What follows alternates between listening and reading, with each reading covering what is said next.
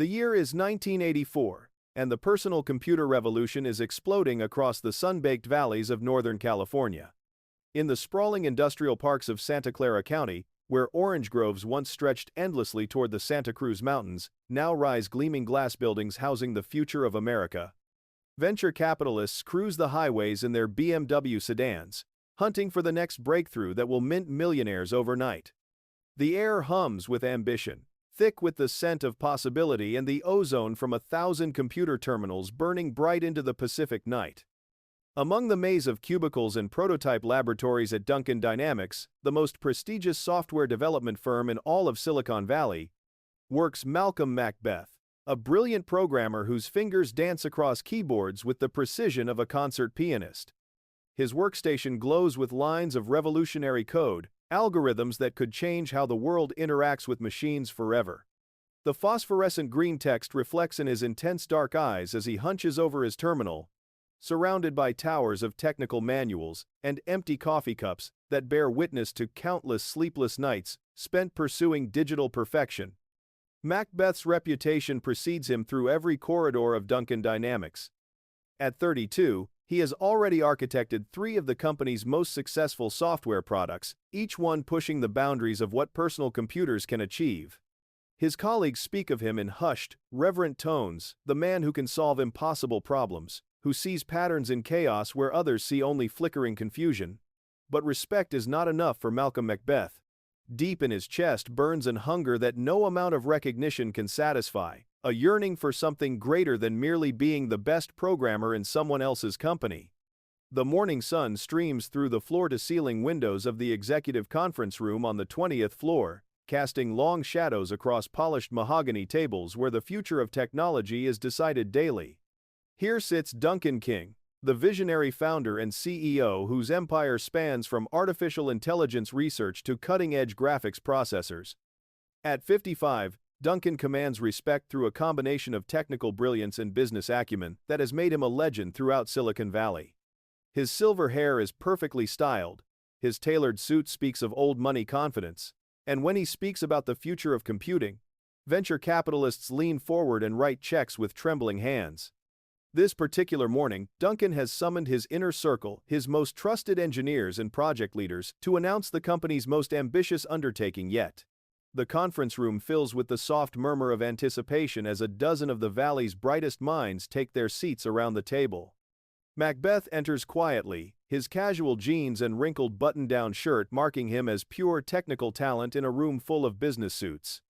He slides into a chair near the back, content to observe while his mind processes the implications of whatever revelation Duncan is about to share. "Gentlemen," Duncan begins, his voice carrying the weight of absolute certainty. "What I'm about to show you will revolutionize not just our industry, but human civilization itself." He gestures toward a covered prototype sitting on the presentation table, its angular form hidden beneath a black cloth like some technological altar awaiting its moment of revelation. The room falls completely silent except for the gentle hum of air conditioning and the distant sounds of traffic from the streets far below. With theatrical precision, Duncan pulls away the cloth to reveal the most advanced personal computer system anyone in that room has ever witnessed. The sleek metallic case houses processing power that exceeds anything currently available to consumers, while the high-resolution monitor displays graphics so crisp and detailed they seem to leap from the screen into 3-dimensional reality. But the true innovation lies in the revolutionary user interface. Instead of requiring users to memorize complex typed commands, this system responds to simple point-and-click interactions through a device Duncan calls a mouse. "Project Avalon," Duncan announces, with the pride of a parent introducing his firstborn child. A complete computing environment so intuitive that a child could master it, yet powerful enough to handle the most demanding professional applications. We're not just selling computers anymore, we're selling the future of human-machine interaction. Macbeth's breath catches in his throat as he studies the demonstration. Every line of code, every circuit pathway, every pixel on that revolutionary screen represents months or years of development work. He recognizes some of his own algorithmic innovations integrated into the system's core architecture, but realizes that Duncan has been developing this project in absolute secrecy, using trusted developers whom Macbeth has never even met. The magnitude of the missed opportunity strikes him like a physical blow. This should have been his project, his moment of triumph, his gateway to legendary status in Silicon Valley history. As Duncan continues his presentation, describing projected sales figures that reach into the hundreds of millions and market penetration that could make Duncan Dynamics the most valuable technology company in the world, Macbeth's mind begins calculating possibilities. He understands the technical challenges that still remain before Project Avalon can reach market, knows intimately which components could be improved, and which software modules need refinement. More importantly, he recognizes that Duncan will need his particular expertise to bring this ambitious vision to complete fruition. The meeting concludes with assignments distributed among the development team, but Macbeth notices that his name appears nowhere on the Project Avalon roster. As his colleagues file out of the conference room, chattering excitedly about their roles in this historic undertaking, Macbeth remains seated, his mind spinning with questions and possibilities that stretch far beyond simple programming challenges. 3 days after Duncan's earth-shattering announcement, Macbeth finds himself driving his dented Honda Civic through the neon-drenched streets of downtown Palo Alto, seeking solace in the familiar ritual of late-night coding at his favorite 24-hour diner. The Dashboard Cafe, a chrome and vinyl establishment that caters to the Valley's army of nocturnal programmers, buzzes with the constant hum of conversation about venture capital deals, initial public offerings, and the next breakthrough that will transform ordinary engineers into overnight millionaires. The air is thick with cigarette smoke and the sharp aroma of industrial-strength coffee, while the jukebox cycles endlessly through synthesizer-heavy pop hits that define the decade. At a corner booth beneath flickering fluorescent lights, Macbeth hunches over his portable Osborne computer, its tiny screen casting an amber glow across pages of handwritten notes and technical diagrams. Lines of code scroll past his tired eyes as he works on a personal project, a revolutionary graphics rendering algorithm that could make Project Avalon's visual interface look primitive by comparison. Every keystroke represents hours of theoretical work, mathematical proofs scribbled on napkins during sleepless nights when inspiration struck like lightning through his consciousness. Still fighting the machine at 2 a.m, Mac? The familiar voice belongs to Benjamin Banquo, Macbeth's closest friend and the only person at Duncan Dynamics who truly understands the depth of his technical genius. Banquo slides into the opposite side of the booth, his own laptop bag slung over his shoulder and his eyes reflecting the same mixture of exhaustion and determination that drives every serious programmer in Silicon Valley. At 29, Banquo has already made his fortune through a series of successful software ventures, but loyalty to Macbeth has kept him at Duncan Dynamics longer than financial logic would dictate. "Duncan's got us all locked out of the real innovation," Macbeth mutters without looking up from his screen. Project Avalon could be 10 times more powerful with the right algorithmic foundation. But he's got his pet developers working from specifications that were obsolete 6 months ago. His fingers pause above the keyboard as frustration creeps into his voice. "We're watching history being made, Ben, and we're sitting in the audience instead of writing the code that matters." Banquo signals the night shift waitress for coffee, understanding that this conversation will stretch toward dawn as most of their technical discussions inevitably do. The diner's atmosphere provides the perfect backdrop for the kind of revolutionary thinking that has transformed Silicon Valley from agricultural wasteland into the beating heart of America's technological future. Here, surrounded by the detritus of the computer revolution, discarded printouts, empty energy drink cans, and the constant clicking of keyboards, the most ambitious minds in the industry plot their next moves in the great game of innovation. "Duncan's not stupid, Mac. He knows you're the best systems architect he's got," Banquo offers diplomatically. "Maybe he's saving you for something bigger than Project Avalon. Maybe he's got plans that go beyond what he showed us in that conference room." Macbeth's laugh carries no humor, only the bitter edge of recognition that talent alone cannot guarantee advancement in the complex hierarchy of Silicon Valley power structures. "Duncan's saving me to debug other people's mistakes and optimize code that should have been written correctly from the beginning. That's not vision, Ben. That's maintenance work dressed up as software engineering." As if summoned by their conversation about the future of technology, 3 figures emerge from the diner's smoky atmosphere and approach their booth with the confident stride of people accustomed to being heard. The leader of this unlikely trio is Victoria Weird, a legendary venture capitalist whose early investments in semiconductor companies have made her one of the most influential power brokers in Silicon Valley. Her platinum blonde hair is styled in the aggressive geometric cuts that defined successful businesswomen of the 1980s, and her tailored power suit speaks of board meetings where million-dollar decisions are made between courses of expensive wine.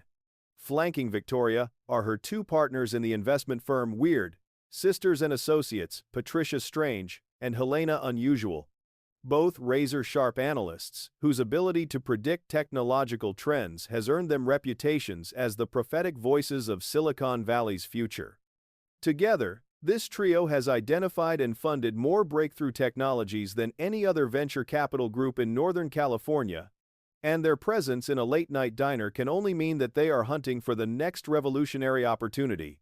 Malcolm Macbeth, Victoria announces as she stops beside their booth, her voice carrying the authority of someone accustomed to commanding attention in rooms full of powerful men.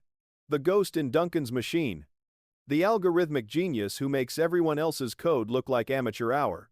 Her smile suggests predatory interest rather than casual recognition, and Macbeth instinctively understands that this encounter is not the product of coincidence.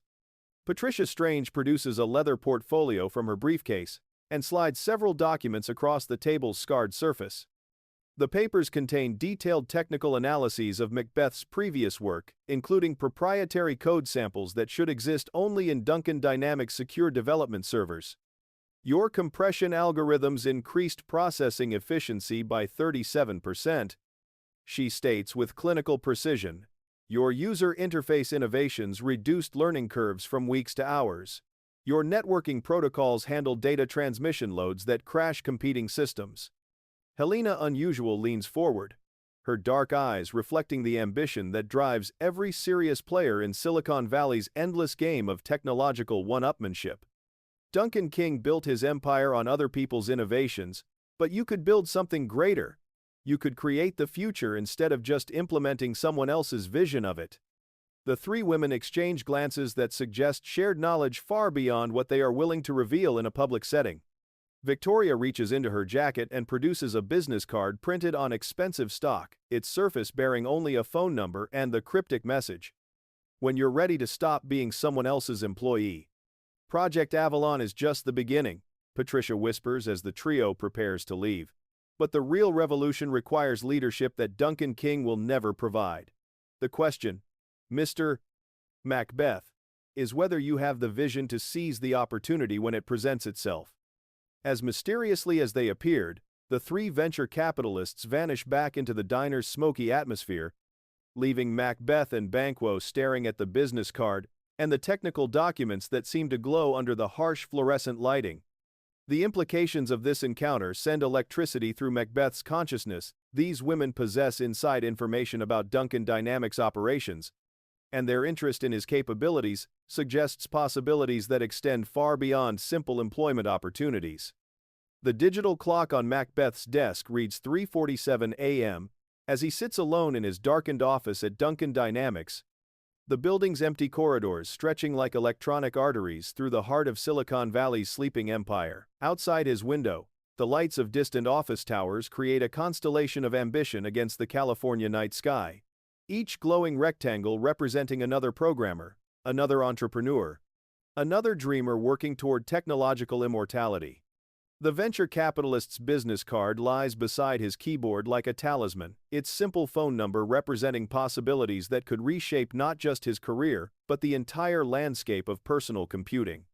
Macbeth's fingers hover above his telephone as he contemplates the conversation that could change everything.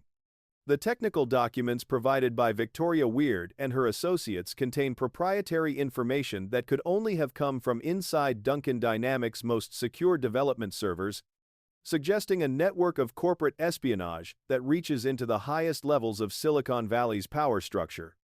The implications are both thrilling and terrifying if these venture capitalists possess such detailed intelligence about Duncan's operations. What other secrets might they be willing to share with the right partner? The sound of approaching footsteps echoes through the empty hallway, breaking Macbeth's concentration and sending his hand instinctively toward the documents he has been studying.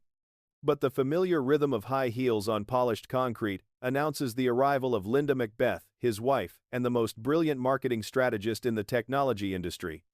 At 30, Linda has already orchestrated 3 of the most successful product launches in Silicon Valley history, her understanding of consumer psychology and media manipulation, making her an invaluable asset to any company smart enough to recognize her talents. Still playing with other people's toys, Malcolm? Linda's voice carries the edge of someone whose patience with mediocrity has reached its absolute limit. She enters the office carrying 2 cups of coffee from the building's 24-hour vending machine, her business attire impeccable despite the late hour. Her dark hair frames a face that combines classical beauty with the sharp intelligence that has made her a legend among the Valley's marketing professionals. Macbeth gestures toward the documents scattered across his desk, his voice tight with frustration that has been building for months. Duncan's sitting on technology that could revolutionize human-computer interaction, but he's implementing it with the vision of an accountant rather than an innovator. Project Avalon could be the foundation for an entire ecosystem of interconnected devices, but he's thinking like it's just another desktop computer with a prettier interface. Linda picks up the venture capitalist's business card, studying its cryptic message with the analytical precision that has made her reputation in an industry where perception often matters more than reality. Weird. Sisters and associates, she reads aloud. These women didn't build their empire by betting on employees, Malcolm. They invest in leaders. They fund visionaries who have the courage to seize opportunities that others are too afraid to pursue. The weight of unspoken possibility hangs between them as Linda moves to the window, her silhouette framed against the glowing landscape of Silicon Valley's endless ambition. In the distance, the lights of competing technology companies burn through the night, each one representing another battlefield in the war for digital supremacy that has transformed Northern California into the most competitive business environment in human history. Duncan King made his fortune by recognizing other people's innovations and bringing them to market. Linda continues, her voice carrying the cold logic that has guided every successful career decision she has ever made. But he's 60 years old, Malcolm. His reflexes are slowing. His vision is becoming conservative. The future belongs to people who understand that technology moves faster than traditional business hierarchies can adapt. Macbeth stands and joins his wife at the window, both of them gazing out at the empire of innovation that surrounds them on all sides.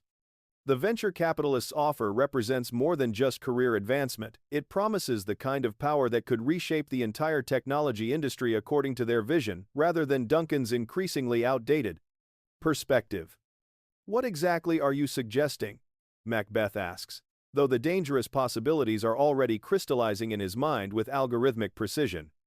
Linda's reflection in the window shows a smile that contains no warmth, only the calculating expression of someone who has identified the optimal solution to a complex problem.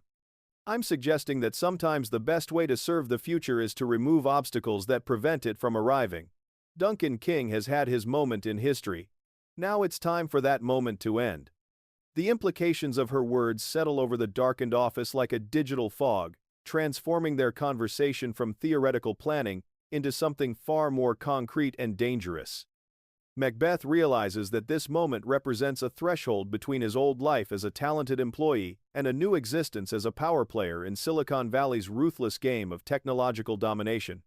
As dawn approaches over the Santa Clara Valley, painting the eastern mountains with the first hints of orange light, Macbeth picks up the telephone and begins dialing the number on Victoria Weird's business card.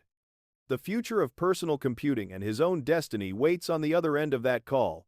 The emergency board meeting convenes at 7:30 on a gray Tuesday morning in Duncan Dynamics Executive Conference Room, 20 floors above Silicon Valley's awakening streets. Outside the floor-to-ceiling windows, morning commuters stream along Highway 101 inches, their BMWs and Mercedes sedans, unaware that the technology empire they pass each day is about to undergo a seismic transformation that will reshape the entire personal computer industry. The conference room itself bears witness to decades of corporate power, polished mahogany tables scarred by countless coffee cups, leather chairs that have supported the weight of history's most influential technology leaders, and walls lined with awards, recognizing innovations that changed how humanity interacts with machines. Around that imposing table sit the 12 members of Duncan Dynamics' board of directors, their faces reflecting the shock and confusion that has gripped the company since the horrific discovery 12 hours earlier. These men and women represent the intersection of old money and new technology, venture capitalists who funded the personal computer revolution, former executives from IBM and Xerox who understood the commercial potential of consumer electronics, and technical visionaries whose early insights about networking and user interfaces created the foundation for Silicon Valley's current dominance. At the head of the table, where Duncan King's commanding presence once orchestrated strategy sessions that determined the fate of entire product categories, sits an empty chair that seems to echo with the absence of authority. The morning newspapers spread across the conference table tell the story in stark headlines. Tech titan found dead. Duncan King dies in apparent accident. Silicon Valley mourns visionary leader. But the sanitized language of journalism cannot capture the brutal reality of what maintenance workers discovered in Duncan's private laboratory during their routine overnight inspection. Malcolm Macbeth enters the conference room precisely at the appointed time, his appearance reflecting the exhaustion and emotional turmoil that has consumed him since receiving the emergency phone call that shattered his sleep. His usually meticulous programming attire, pressed khakis, and a button-down shirt that speaks of technical competence rather than fashion consciousness, shows the wrinkles and coffee stains of a man who has not slept since learning of his mentor's death. Yet beneath the surface grief, something else glimmers in Macbeth's dark eyes. The calculating awareness of someone who understands that tragedy often creates opportunity for those bold enough to seize it. Victoria Weird occupies a seat near the middle of the table, her platinum hair styled with the aggressive precision that has made her a recognizable figure at every important technology industry gathering for the past decade. Her black business suit reflects appropriate mourning for a fallen leader, but her eyes scan the room with the predatory intensity of a venture capitalist identifying investment opportunities in the midst of corporate chaos. When she speaks, her voice carries the authority of someone accustomed to making decisions that affect millions of dollars and thousands of jobs. Duncan King built this company from a garage startup into the most innovative technology firm in Northern California. She begins, her words carefully measured to convey respect while establishing the urgent need for decisive action. But markets don't pause for grief. Our competitors are already positioning themselves to capture the customers and contracts that Duncan spent decades accumulating. We need leadership that can honor his vision while ensuring the company's survival in an industry that shows no mercy to the weak or indecisive. Board member Charles Cameron, a silver-haired veteran of the semiconductor industry whose early investments in integrated circuits made him wealthy beyond imagination, leans forward with the gravitas of someone who has witnessed the rise and fall of dozens of technology companies. The police investigation is ongoing, but preliminary reports suggest Duncan died from electrical shock while working alone in his laboratory. Apparently, he was attempting to modify prototype hardware without following proper safety protocols. It's a tragic reminder that even brilliant men can make fatal mistakes when they push themselves beyond reasonable limits. The official explanation satisfies the room's need for closure, but Macbeth notices subtle glances exchanged between Victoria Weird and her associates Patricia Strange and Helena Unusual that suggest layers of complexity beneath the surface narrative.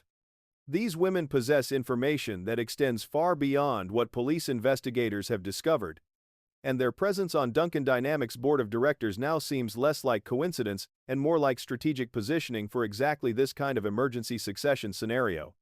Project Avalon cannot afford delays, declares board member Sarah McDuff, whose background in software engineering gives her unique insight into the technical challenges facing the company.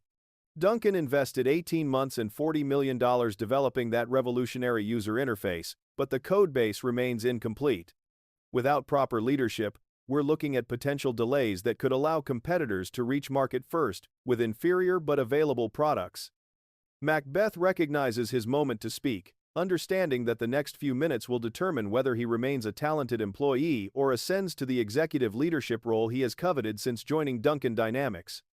I worked closely with Duncan on the fundamental algorithms that power Project Avalon, he states, his voice carrying the confident authority of someone who understands complex technical systems better than anyone else in the room. The core architecture is solid, but several critical modules need refinement before we can guarantee stable performance under real-world conditions. Victoria Weird's smile suggests satisfaction with Macbeth's positioning, as if this moment represents the culmination of careful planning rather than spontaneous crisis management.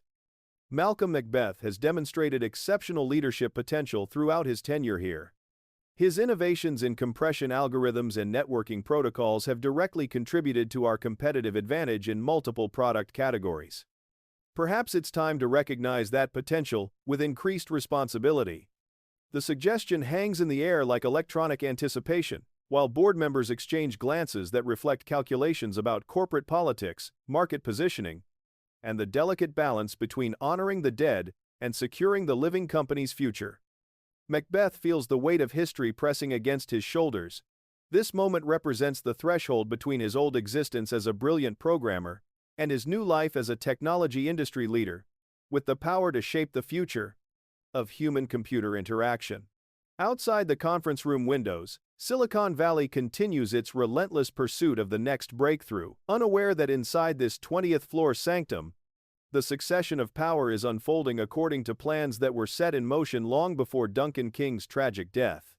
The executive suite on the 21st floor of Duncan Dynamics transforms into Macbeth's domain within 72 hours of the board's unanimous decision to promote him to chief executive officer. The spacious office, with its panoramic view of Silicon Valley's sprawling technology corridor, bears witness to the rapid changes that accompany a corporate power transition in the fast-moving world of high-tech business.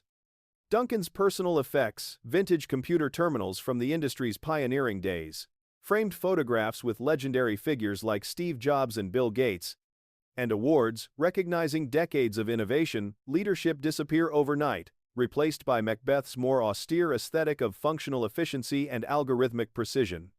Behind the massive glass desk that once supported Duncan's vision of technological revolution, Macbeth hunches over multiple computer monitors, displaying real-time data streams from every department within the company. Stock prices, development schedules, competitor analyses, and market projections scroll past his exhausted eyes in an endless cascade of information that he processes with the same systematic approach he once applied to debugging complex software problems. The transition from technical specialist to corporate leader has required him to master entirely new domains of knowledge, but his programmer's mind adapts to business strategy with the same methodical precision that made him legendary among Silicon Valley's engineering community. Linda Macbeth moves through the executive suite with the confident stride of someone who understands that proximity to power requires its own sophisticated skill set. As Macbeth's wife and newly appointed director of strategic marketing, she orchestrates the company's public relations response to Duncan's tragic death, while simultaneously positioning Malcolm as the visionary leader, capable of continuing the revolutionary work that Duncan began. Her tailored business suits and perfectly styled hair project the image of professional competence that Silicon Valley's male-dominated culture demands from women who aspire to genuine influence rather than decorative tokenism. The Wall Street Journal wants an exclusive interview about Project Avalon, Linda announces as she enters the office carrying a leather portfolio filled with media requests and strategic communications documents. Business Week is planning a cover story about the future of personal computing, and Fortune magazine wants to feature you in their Leaders of Tomorrow issue, alongside profiles of other young executives who are reshaping American industry. Macbeth barely glances up from his monitors, his attention consumed by financial projections that reveal the enormous pressure accompanying his new position. Duncan Dynamics faces quarterly earnings expectations that demand not just successful product launches, but revolutionary breakthroughs that justify the company's premium stock valuation. Venture capitalists and institutional investors who once trusted Duncan's proven track record now scrutinize every decision Macbeth makes, searching for signs of weakness or inexperience that might justify selling their positions before the company's value deteriorates. Schedule the interviews for next week. Macbeth responds, without enthusiasm. But make sure they understand that I'm focused on execution rather than publicity. The technology industry respects results, not media coverage. Linda's smile contains the calculating edge of someone who understands that media perception often matters more than technical achievement in the complex ecosystem of Silicon Valley success. Malcolm, you're not just a programmer anymore. You're the public face of this company's future. Investors, customers, and competitors are watching to see whether you have the vision and leadership capability to fill Duncan's shoes. Media coverage isn't vanity, it's strategic positioning in a market where confidence affects stock prices more directly than quarterly earnings reports. The truth of her observation settles over Macbeth like digital weight, forcing him to confront the reality that his new role extends far beyond the technical challenges that have always energized his professional passion. As CEO of Duncan Dynamics, he must master not just the algorithms that power revolutionary software, but the human psychology that drives market behavior, investor confidence, and employee loyalty. The transition feels like learning an entirely new programming language, one where the syntax involves corporate politics, and the debugging process requires understanding motivations rather than identifying logical errors.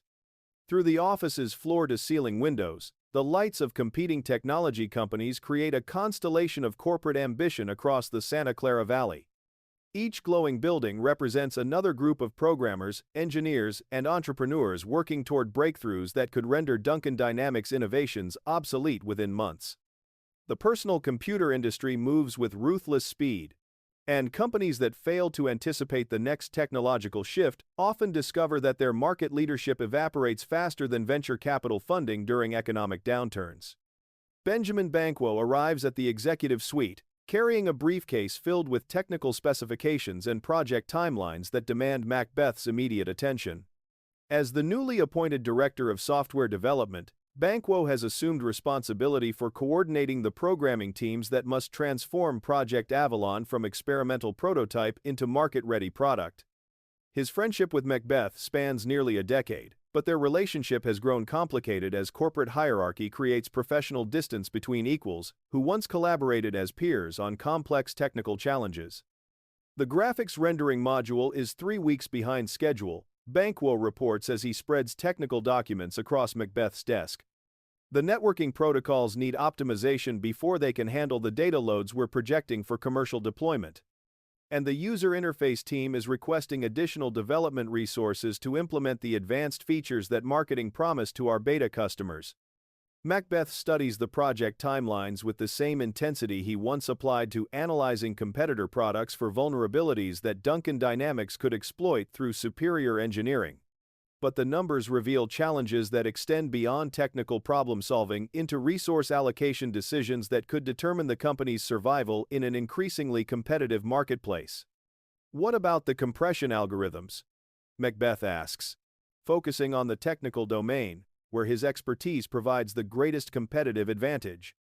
Your original code is brilliant, Banquo acknowledges, his voice reflecting the admiration that has characterized their professional relationship since their first collaboration on data management systems. But implementing it across multiple hardware platforms requires modifications that could introduce instabilities we haven't had time to test thoroughly. We're balancing innovation against reliability in ways that make every decision feel like calculated gambling.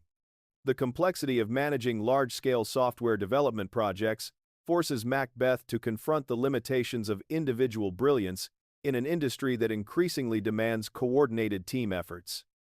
As a programmer, he could control every line of code and guarantee the quality of his work through personal attention to detail.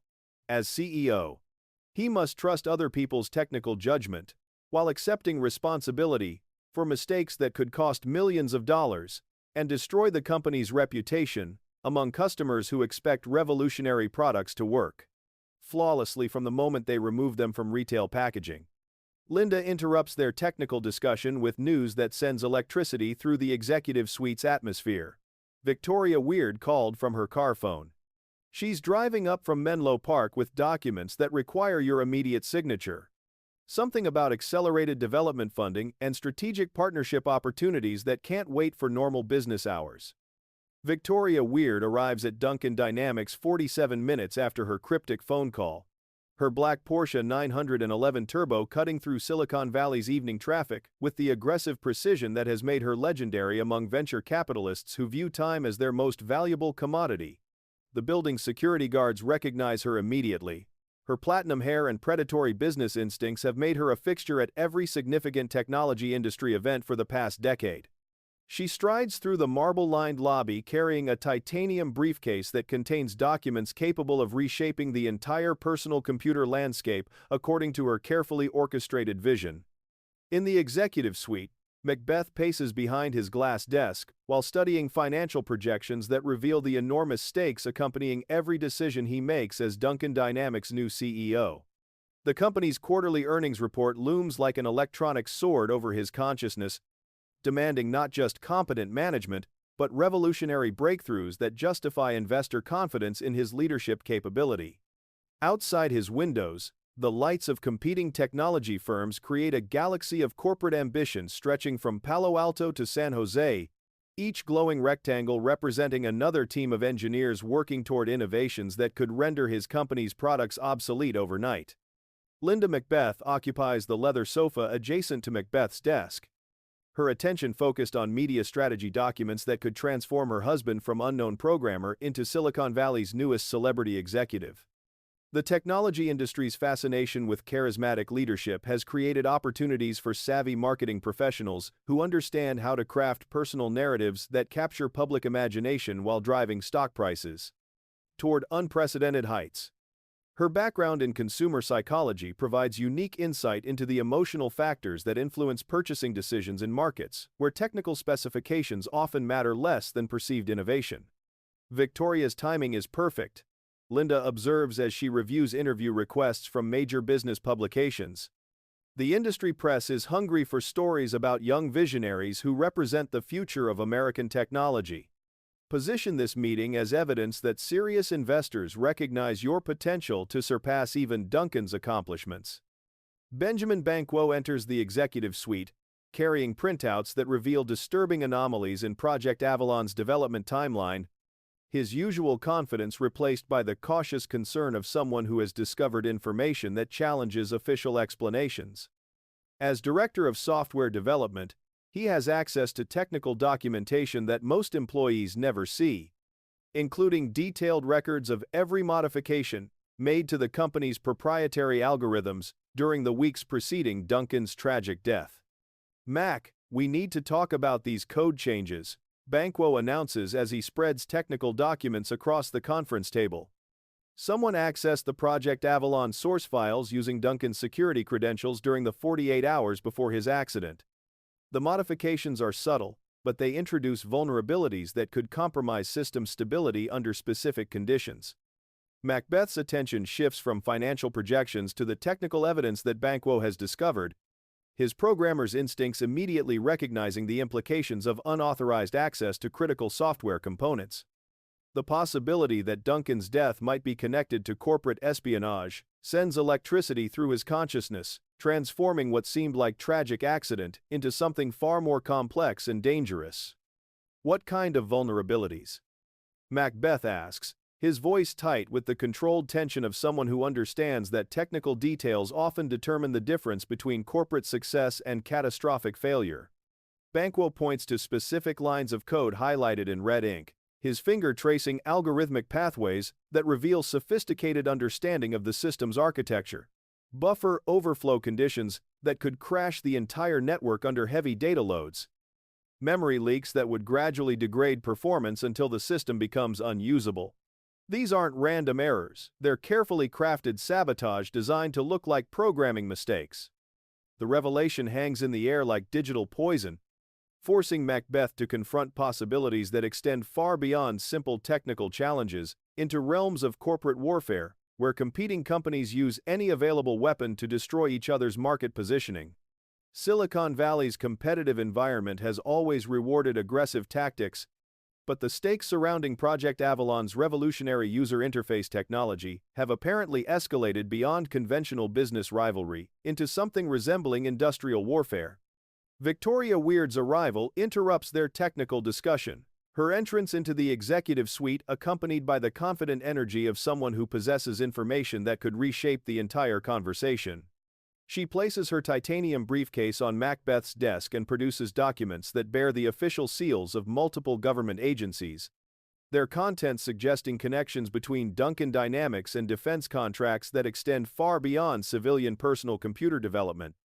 Project Avalon represents more than consumer electronics, Victoria announces as she displays classified technical specifications that should not exist outside secure military facilities.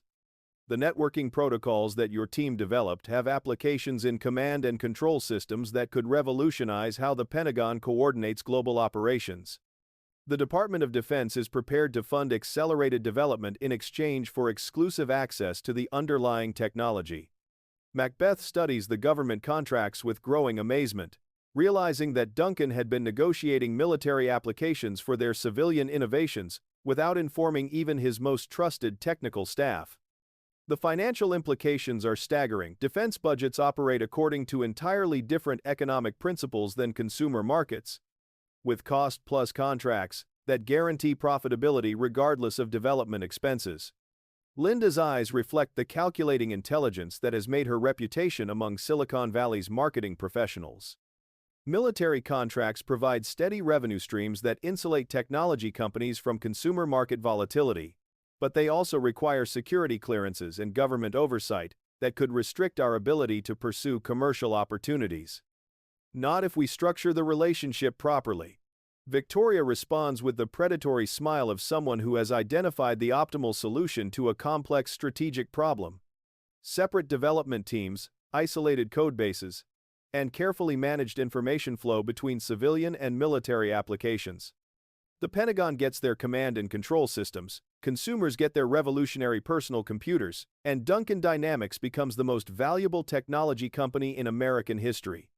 Banquo's expression reflects growing concern about the direction of this conversation. His programmer's instincts warning him that technical excellence often becomes secondary consideration when corporate politics intersect with government contracts.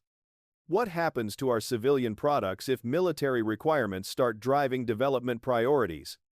Some of our best algorithmic innovations depend on architectural approaches that might not be compatible with Defense Department security protocols. The question exposes fundamental tensions between technical innovation and political necessity that have plagued Silicon Valley since the industry's earliest connections to military research funding. Macbeth realizes that his new position as CEO requires navigation of these complex relationships while maintaining the creative environment that has made Duncan Dynamics a magnet for the Valley's most brilliant programming talent. As midnight approaches over the Santa Clara Valley, the executive suite fills with the weight of decisions that could determine not just the company's future, but the entire trajectory of personal computing technology in America. The documents spread across Macbeth's desk represent pathways toward unprecedented power and influence, but they also demand moral compromises that his previous life as a pure technical specialist never required him to consider. 6 weeks into Macbeth's tenure as chief executive officer, Duncan Dynamics celebrates its most successful quarterly earnings report in company history during an extravagant reception held in the building's 20th floor executive dining room. The panoramic windows showcase Silicon Valley's glittering landscape at its most seductive, thousands of office lights, creating digital constellations across the Santa Clara Valley, while luxury automobiles stream along Highway 101 like rivers of chrome and glass. Inside the elegantly appointed space, venture capitalists mingle with software engineers over champagne and catered delicacies, their conversations buzzing with the electric energy of an industry that has transformed Northern California into America's most concentrated wealth creation machine. Macbeth moves through the reception with the calculated confidence of someone who has learned to project executive authority despite the gnawing anxiety that consumes his private moments. His tailored business suit, a significant upgrade from the casual programmer attire that once defined his professional image projects, the gravitas that Silicon Valley's power brokers expect from technology industry leaders.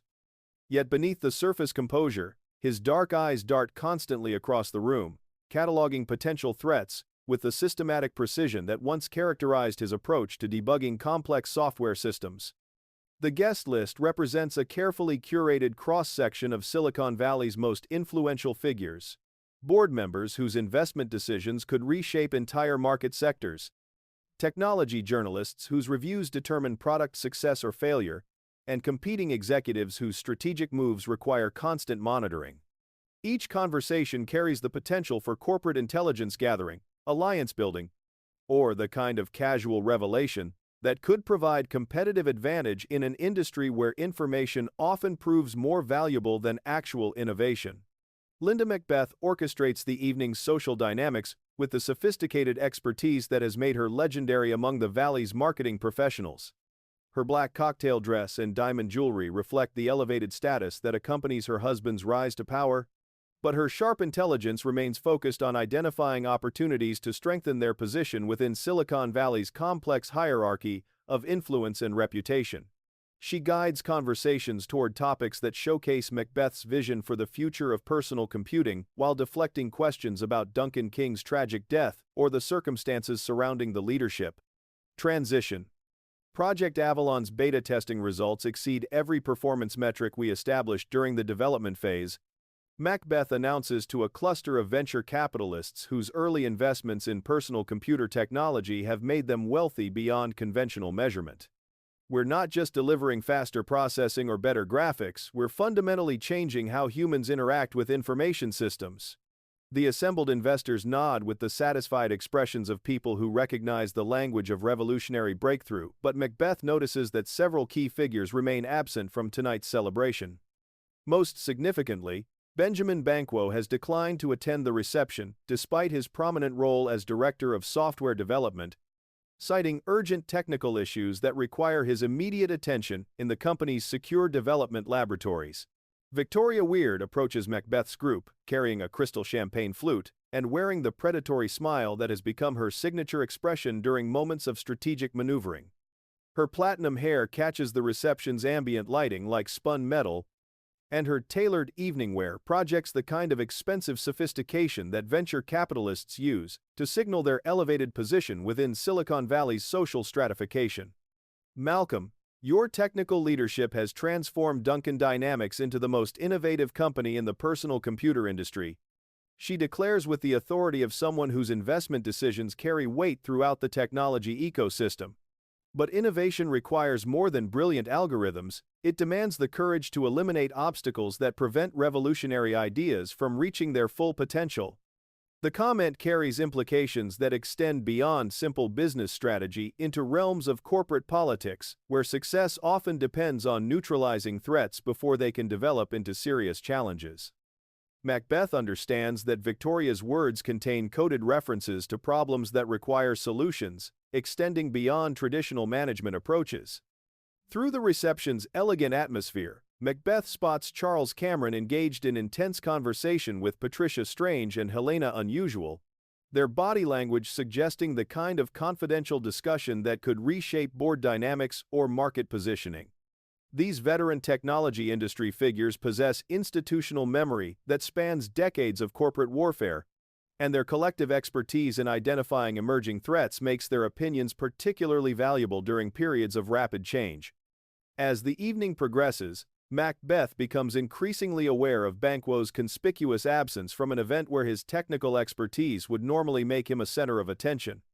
The realization that his oldest friend and most trusted colleague has chosen to avoid this celebration of their shared success creates a hollow sensation in Macbeth's chest, transforming triumph into something that feels increasingly fragile and temporary. Linda appears at his side with the kind of timing that suggests she has been monitoring his emotional state throughout the evening's social obligations. Benjamin called from his laboratory 20 minutes ago, she whispers discreetly. He claims to have discovered additional evidence about the code modifications that preceded Duncan's accident. He wants to schedule a private meeting to discuss what he's found. The news sends electricity through Macbeth's consciousness, forcing him to confront the possibility that Banquo's technical investigation has uncovered information that could destabilize everything he has worked to achieve. The prospect of exposure creates a cascade of fear that threatens to overwhelm the careful composure he has maintained throughout his transformation from programmer to corporate leader. Victoria Weird materializes beside them with the uncanny timing that has characterized her appearances throughout Macbeth's rise to power. Private meetings can be dangerous in our industry, she observes with casual menace. Sometimes the most loyal friends become the greatest threats to continued success. The secure development laboratory on Duncan Dynamics' 15th floor hums with the electronic heartbeat of dozens of computer terminals, their phosphorescent screens casting an eerie green glow across workstations, where the company's most sensitive projects take shape through lines of revolutionary code. At 2:15 in the morning, the laboratory stands empty, except for Benjamin Banquo, whose hunched figure illuminates intermittently in the harsh light of multiple monitors, displaying technical evidence that could unravel the carefully constructed narrative surrounding Duncan King's tragic death. Macbeth enters the laboratory through security doors that require both magnetic keycards and biometric scanners, the building's advanced access control systems, tracking every movement through corridors lined with corporate secrets worth millions of dollars on the competitive technology market. His footsteps echo against polished concrete floors as he navigates between towers of development equipment, prototype computers, diagnostic instruments, and networking hardware that represents the cutting edge of personal computer innovation.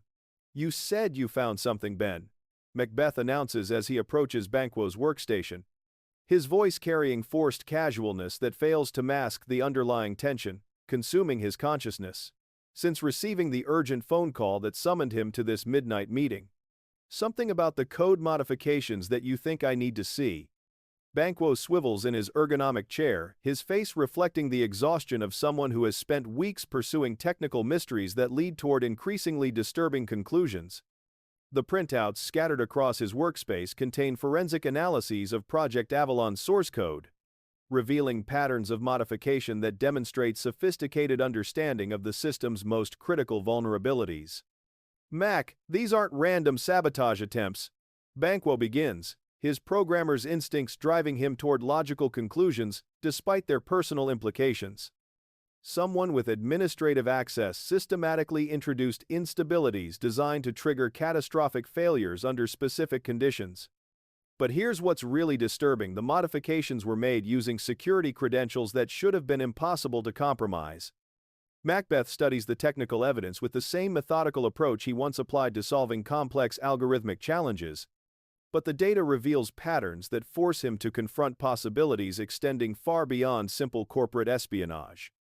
The timestamps associated with the unauthorized access correspond precisely to the period when he was meeting with Victoria Weird and her associates, creating a chronology that suggests coordination between multiple parties pursuing a shared objective. "What kind of specific conditions?" Macbeth asks, though his programmer's intuition has already identified the logical structure underlying Banquo's discoveries. Banquo highlights sections of code that contain subtle but devastating logical flaws, his finger-tracing execution pathways that would remain stable under normal operating conditions, but collapse catastrophically when subjected to the precise combination of data loads and processing demands that Duncan would have encountered while testing prototype hardware in his private laboratory.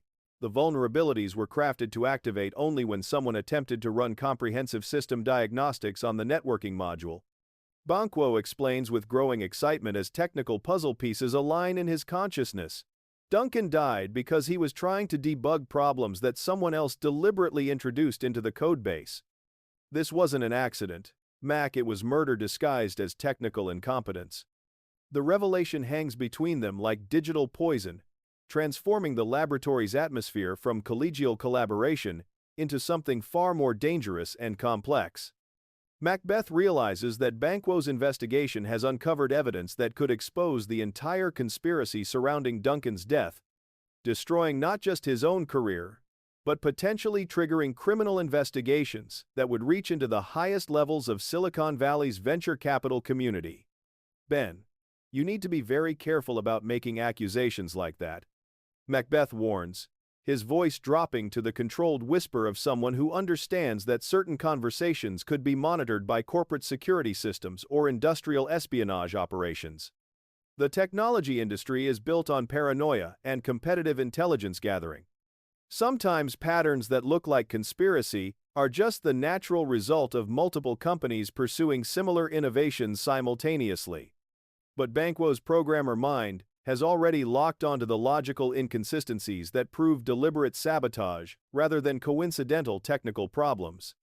He pulls up additional screens, showing network access logs, security audit trails, and backup files that paint a comprehensive picture of systematic infiltration, extending far beyond what any competing company could accomplish through conventional corporate espionage. "Look at these access patterns, Mac," Banquo insists, his voice rising with the excitement of technical discovery despite the personal dangers his findings represent. Someone used Duncan's own administrative credentials to plant code designed to kill him. The same someone who knew exactly when he would be working alone in his laboratory, exactly which diagnostic procedures he would follow, and exactly how to make his death look like an accident caused by his own carelessness. Macbeth's mind races through the implications of Banquo's discoveries, calculating risks and potential responses with the same systematic approach he once applied to optimizing complex algorithms. The evidence threatens not just his position as CEO, but his freedom, and potentially his life, if the wrong people conclude that he poses a threat to operations that extend far beyond Duncan Dynamics into realms of government contracts and military applications. "What do you plan to do with this information?" Macbeth asks, the question carrying weight that transforms their friendship into something resembling negotiation between potential adversaries. Banquo's expression reflects the moral certainty of someone who believes that technical truth transcends personal loyalty or corporate politics. "I'm taking this to the FBI tomorrow morning. Duncan deserves justice, and the people responsible for his murder need to face consequences for what they've done. This isn't just about corporate crime, Mac, it's about the integrity of the entire technology industry." The declaration sends ice through Macbeth's consciousness as he realizes that his oldest friend has become the greatest threat to everything he has worked to achieve.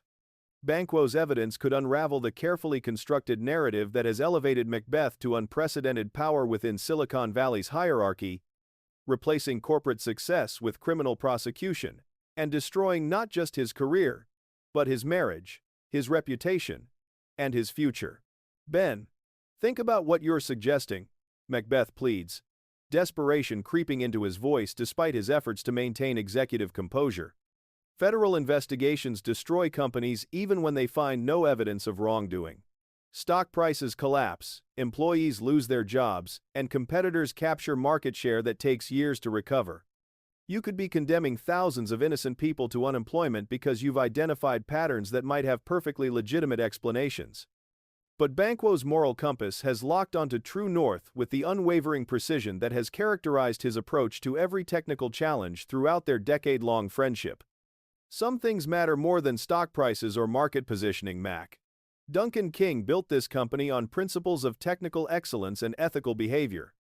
If we don't honor those principles now, we become just another corrupt technology firm that values profit over human life."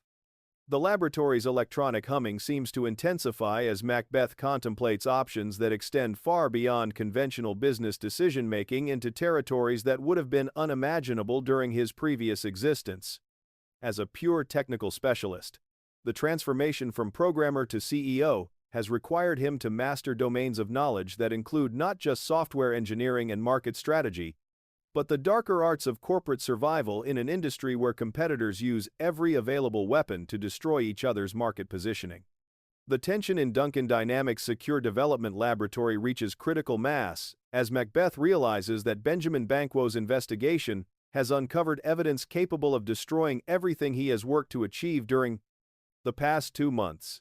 The electronic hum of computer terminals creates an ominous soundtrack, while phosphorescent screens cast shifting shadows across workstations filled with the technical proof of conspiracy and murder that could send him to prison for the rest of his life.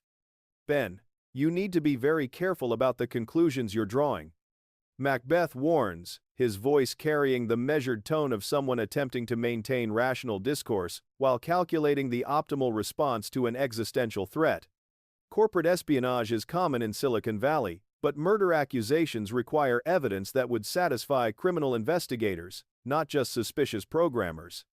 Banquo's expression shifts from excited discovery to cautious concern as he recognizes something dangerous in his oldest friend's demeanor.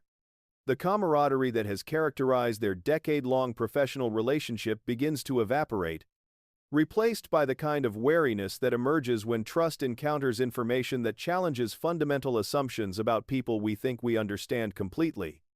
"Mac, I've been analyzing these code modifications for 3 weeks, Banquo continues, his commitment to technical truth overriding social considerations. The authentication logs show that Duncan's security credentials were used to access Project Avalon's source files, but the biometric scanners recorded anomalous readings during those same time periods. Someone else was using his access codes, while Duncan was attending board meetings in the executive conference room. The precision of Banquo's technical analysis creates a digital noose that tightens around Macbeth's consciousness, forcing him to confront the reality that his friend's programming expertise has identified forensic evidence that could unravel the carefully orchestrated conspiracy. The irony strikes him with algorithmic clarity. The same analytical skills that made Banquo invaluable as a collaborator now make him an insurmountable obstacle to continued success and survival.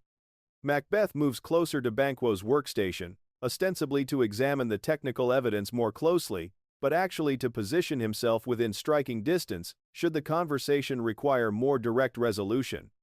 The laboratory's isolation provides perfect conditions for the kind of confrontation that leaves no witnesses. While the building's advanced security systems could easily be programmed to delete specific surveillance recordings.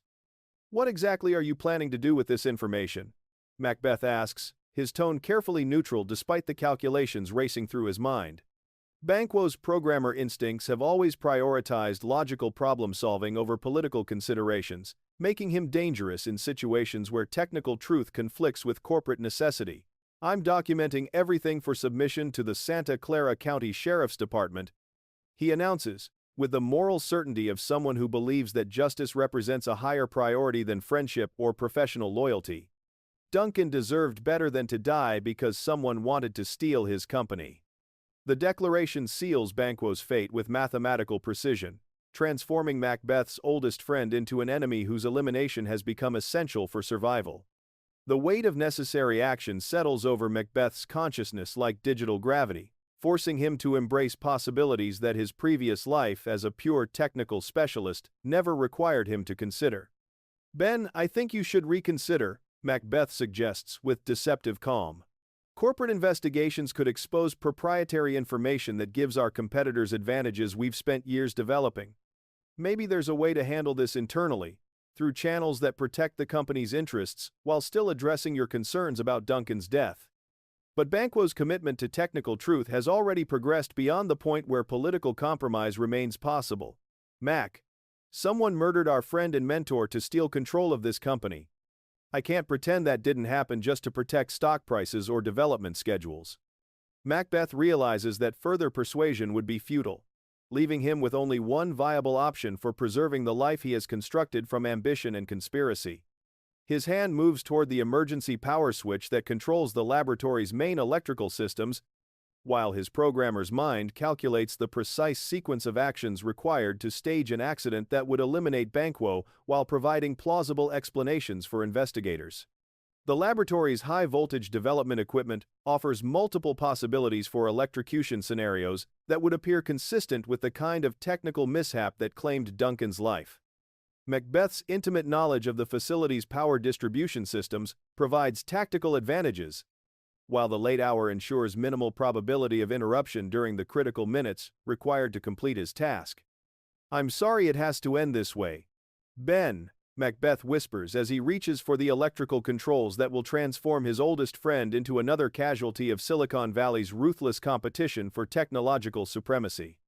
The phosphorescent glow of computer terminals provides dramatic lighting for the confrontation that represents Macbeth's final transformation from gifted programmer into corporate predator willing to eliminate any threat to his accumulated power. Outside the laboratory's windows, the lights of Silicon Valley continue their eternal constellation of ambition, indifferent to the human costs of revolutionary innovation.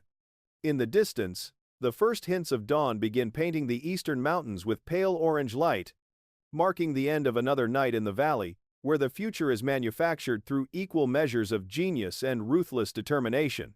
Macbeth's ascension to absolute power approaches completion, but the moral compromises required for that achievement have transformed him into something barely recognizable as the idealistic young programmer who once believed that technical excellence alone could guarantee success in America's most competitive industry. 3 months after Benjamin Banquo's tragic death in what investigators ruled another electrical accident in Duncan Dynamics' increasingly hazardous development laboratories, Macbeth's paranoia has transformed the corporate headquarters into a fortress of surveillance and suspicion. Security cameras monitor every corridor. Electronic keycard systems track employee movements through color-coded access zones. And the executive floors buzz with the constant presence of private security consultants whose backgrounds trace to intelligence agencies and military special operations units. The 20th floor executive conference room hosts the monthly board meeting on a gray November morning when Silicon Valley's usual sunshine yields to the kind of persistent fog that seems to seep through even the most advanced climate control systems. Around the polished mahogany table sit 12 directors whose collective investment decisions determine the fate of entire technology market sectors, but their faces reflect growing concern about the direction of Duncan Dynamics under Macbeth's increasingly authoritarian leadership style. Macbeth occupies Duncan's former position at the head of the table, his appearance showing the physical toll of constant stress and sleepless nights spent monitoring potential threats to his accumulated power. His once meticulous programmer attire has evolved into expensive business suits that project executive authority, but dark circles under his eyes betray the exhaustion of someone who can never completely relax his vigilance against enemies both real and imagined.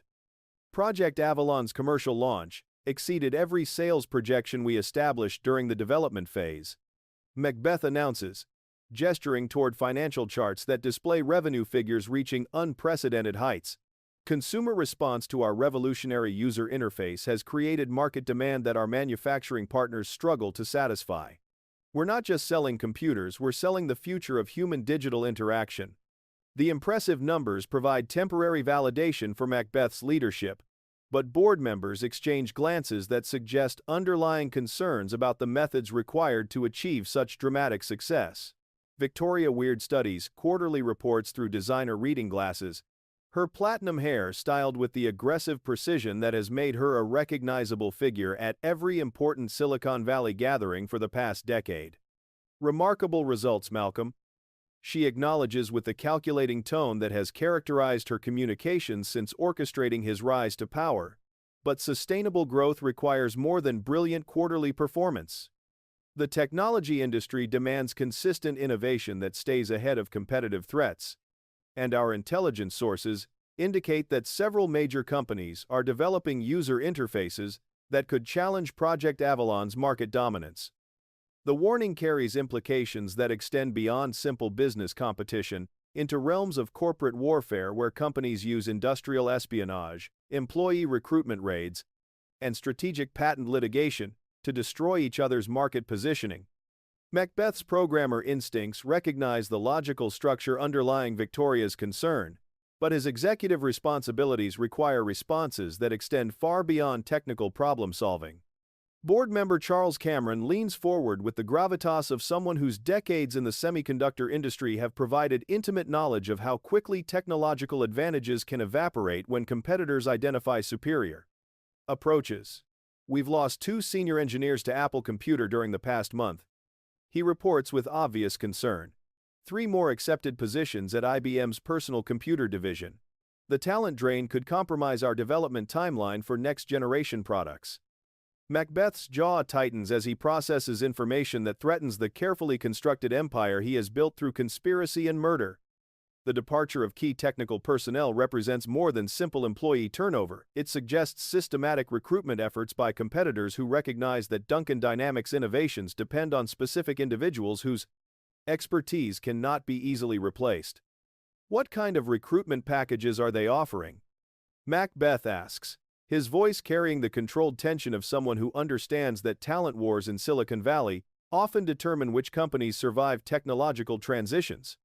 Stock options that could make them millionaires if their new companies go public, Cameron responds.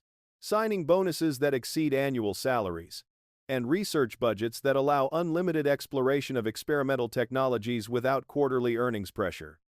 The competitive landscape reveals challenges that require responses extending beyond traditional business strategy into realms where corporate success depends on eliminating threats before they can mature into existential challenges. Macbeth realizes that his position as CEO provides both power and vulnerability. The same visibility that enables strategic decision-making also makes him a target for competitors who understand that removing key leaders can destabilize entire organizations. Linda Macbeth enters the conference room, carrying classified documents that bear the official seals of multiple government agencies, her expression reflecting the kind of urgent concern that accompanies national security emergencies. As Director of Strategic Marketing, she has cultivated relationships with Pentagon procurement officials, whose defense contracts provide steady revenue streams that insulate technology companies from consumer market volatility. The Defense Department is accelerating their artificial intelligence research program, she announces, as she distributes briefing papers that contain technical specifications extending far beyond civilian personal computer applications. They want exclusive access to our networking protocols for command and control systems that could coordinate global military operations through satellite communications. The revelation transforms the board meeting's atmosphere from routine corporate planning into something resembling a national security briefing. As directors contemplate the implications of deeper integration with government contracts that could reshape American military capabilities, Macbeth studies the classified requirements with growing recognition that success in this expanded market would provide both unprecedented opportunities and dangerous new vulnerabilities. Military contracts require security clearances that could expose our personnel to background investigations, observes board member Sarah McDuff, whose software engineering expertise provides unique insight into the technical challenges accompanying Defense Department relationships. Some of our best programmers have personal histories that might not withstand federal scrutiny. The comment strikes Macbeth like digital lightning, forcing him to confront the possibility that government investigations could uncover evidence connecting him to the suspicious deaths that facilitated his rise to power. The irony creates bitter recognition that the success he has achieved through conspiracy could be destroyed by the very security processes designed to protect national interests. The executive suite on Duncan Dynamics' 21st floor has transformed into a digital command center where Macbeth monitors every aspect of his corporate empire through arrays of computer terminals that display real-time intelligence about competitors, employees, and market conditions. The spacious office, once decorated with Duncan's awards, celebrating decades of innovation leadership, now resembles a high-tech bunker lined with surveillance equipment and secure communication devices that connect directly to private security firms specializing in corporate intelligence gathering. Macbeth hunches over multiple screens, showing employee email monitoring systems, financial transaction analyses, and background investigation reports on personnel whose loyalty he questions with increasing frequency. The transformation from collaborative programmer to paranoid executive has accelerated during the weeks following Banquo's death, as guilt and fear consume his consciousness with the relentless efficiency of a computer virus destroying data integrity. Linda Macbeth moves through the suite, carrying classified documents that require immediate attention. Her designer business attire and perfectly styled hair projecting professional competence, despite the mounting stress that accompanies their increasingly precarious position. The Defense Department contracts that once promised unlimited growth potential now represent exposure to government oversight that could uncover evidence of the conspiracy that brought them to power. The Pentagon's security investigation is expanding beyond standard background checks, Linda reports, as she places FBI briefing folders on Macbeth's desk. They're conducting polygraph examinations and financial audits that trace back 5 years. Some of our key programmers are expressing concerns about the level of scrutiny affecting their personal lives. Macbeth's attention remains fixed on surveillance monitors, displaying feeds from security cameras positioned throughout the building's most sensitive areas. The development laboratories where Duncan and Banquo died now operate under constant video surveillance, their every workstation monitored by systems that record not just visual data but keystroke patterns and network access logs that could reveal unauthorized activities. "What kind of concerns?" Macbeth asks, without looking away from the screens that have become his primary interface with a world that feels increasingly hostile to his continued survival. Janet Chen submitted her resignation this morning. Linda continues, her voice reflecting the careful neutrality she has learned to maintain when delivering information that could trigger Macbeth's explosive responses to perceived threats. She's the lead developer for our encryption algorithms. Losing her could delay the military networking project by months. The news strikes Macbeth like a programming error cascading through critical system processes, forcing him to confront the reality that his authoritarian management style has begun driving away the technical talent upon which Duncan Dynamics' success ultimately depends. The irony creates bitter recognition that his efforts to maintain control are systematically destroying the innovative culture that made the company valuable in the first place. "Schedule a meeting with Chen," Macbeth orders, his tone carrying the mechanical precision of someone whose emotional responses have been replaced by algorithmic decision-making processes. Find out what it would take to retain her services. Money, stock options, whatever she wants. But even as he speaks the words, Macbeth understands that Janet Chen's departure represents something more dangerous than simple employee dissatisfaction. It suggests that his reputation within Silicon Valley's programming community has shifted from respected, technical leader to someone whom talented engineers prefer to avoid. The talent exodus threatens to create a cascading failure that could render Duncan Dynamics unable to compete in markets that reward innovation above all other considerations. Through the office's floor-to-ceiling windows, the lights of competing technology companies create their familiar constellation across the Santa Clara Valley, each glowing building representing teams of programmers working toward breakthroughs that could render Duncan Dynamics' current products obsolete within months. The personal computer industry's relentless pace of innovation shows no mercy to companies that lose their technical edge, regardless of their current market position or financial resources. Victoria Weird arrives at the executive suite without advance notice, her black Mercedes sedan having navigated building security through special access privileges that reflect her position on Duncan Dynamics' board of directors. She enters Macbeth's office carrying intelligence reports that contain disturbing information about competitive developments and federal investigations that threaten everything they have worked to achieve. IBM is announcing a new personal computer line next month, Victoria reports as she spreads technical specifications across Macbeth's conference table. Their user interface incorporates design elements that appear suspiciously similar to Project Avalon's revolutionary features. Our patent attorneys believe they may have reverse-engineered our algorithms through personnel they recruited from our development teams. The revelation confirms Macbeth's worst fears about the talent drain that has accelerated since his authoritarian policies began alienating the company's most valuable programmers.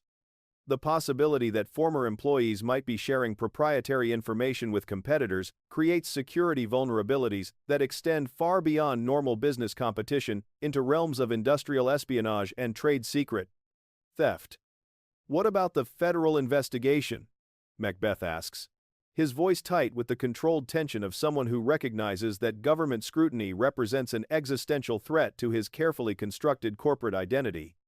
Victoria's expression shifts to the predatory calculation that has characterized her most dangerous strategic recommendations.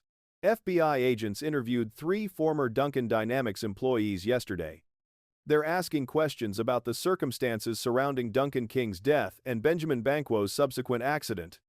The investigation appears focused on determining whether these incidents represent a pattern of suspicious deaths affecting key technical personnel. The news sends electricity through Macbeth's consciousness, forcing him to confront the possibility that federal investigators have identified connections between the deaths that facilitated his rise to power. The prospect of criminal prosecution creates cascading fear that threatens to overwhelm the careful composure he has maintained throughout his transformation from programmer to corporate leader. "How much do they know?" Macbeth whispers, his executive authority dissolving into the desperate vulnerability of someone whose survival depends on maintaining secrets that grow more dangerous with each passing day. "Enough to justify expanded investigation," Victoria responds with clinical precision, "but not enough yet to support criminal charges. The situation requires immediate action to eliminate potential witnesses and destroy evidence before investigators can establish patterns that link seemingly unrelated accidents." The implication hangs between them like digital poison, transforming their conversation from strategic planning into conspiracy that could add new crimes to the list of offenses that already guarantee life imprisonment if discovered. Macbeth realizes that his position has become untenable. Continued survival requires escalating violence that could attract even more law enforcement attention, while failure to act guarantees exposure of existing crimes. Outside the executive suite's windows, Silicon Valley continues its relentless pursuit of the next breakthrough, unaware that inside this 20th floor sanctuary, the corruption that has infected Duncan Dynamics threatens to metastasize into something that could destroy not just a single company, but confidence in the entire technology industry's ethical foundation. The Emergency Executive Committee meeting convenes at midnight in Duncan Dynamics' secure conference room, its soundproof walls and electronic jamming equipment, creating a digital sanctuary where the most dangerous corporate decisions can be discussed without fear of surveillance or industrial espionage. The room's high-tech security measures, originally designed to protect revolutionary product development plans, now serve the darker purpose of concealing conspiracy and murder from law enforcement agencies whose investigations threaten to expose the systematic elimination of witnesses to Macbeth's crimes. Macbeth paces behind the conference table like a caged predator, his expensive business suit wrinkled from sleepless nights spent monitoring security feeds and intelligence reports. The transformation from brilliant programmer to paranoid executive has accelerated beyond recognition, leaving him isolated within a corporate empire built on foundations of deception and violence that grow more unstable with each passing day. Linda Macbeth occupies her usual position near the presentation screens, but her typically immaculate appearance shows stress fractures that reflect the mounting pressure of maintaining their criminal enterprise, while government investigators circle closer to explosive revelations. Her designer clothing and professional makeup can no longer completely disguise the fear that consumes her consciousness as FBI agents systematically interview former employees who possess dangerous knowledge about the suspicious deaths that facilitated their rise to power. Sarah McDuff submitted her resignation to the board of directors this afternoon, Linda reports, her voice carrying the mechanical precision of someone delivering information that could trigger catastrophic responses. She's citing ethical concerns about the company's direction and requesting immediate release from all contractual obligations. The news strikes Macbeth like a system crash, cascading through critical processes, forcing him to confront the reality that another key figure with intimate knowledge of Duncan Dynamics operations has chosen to abandon the sinking corporate ship rather than risk association with increasingly obvious criminal activities. Sarah McDuff's software engineering expertise makes her departure particularly dangerous. She possesses technical knowledge that could help investigators understand the sophisticated methods used to sabotage the systems that killed Duncan King and Benjamin Banquo. She knows too much about Project Avalon's development timeline. Macbeth mutters as he studies surveillance footage showing Macduff clearing personal items from her office under the watchful eyes of security guards. Her testimony could provide investigators with technical evidence linking the code modifications to specific time periods and access patterns. Victoria Weird enters the secure conference room, carrying encrypted communications equipment that connects directly to networks operated by intelligence agencies and private military contractors. Her platinum hair gleams under harsh fluorescent lighting as she activates scrambling devices designed to prevent electronic eavesdropping by federal law enforcement agencies whose warrant-authorized surveillance has penetrated multiple technology companies throughout Silicon Valley. The FBI investigation has expanded into a joint task force including the Secret Service, Defense Intelligence Agency, and Treasury Department's Financial Crimes Division, Victoria announces with the clinical detachment that has characterized her most dangerous strategic recommendations. They're treating this as potential national security threat involving theft of classified defense technologies. The escalation confirms Macbeth's worst fears about the scope of federal attention focused on Duncan Dynamics operations, transforming what began as corporate murder into something approaching treason that could result in execution rather than simple imprisonment.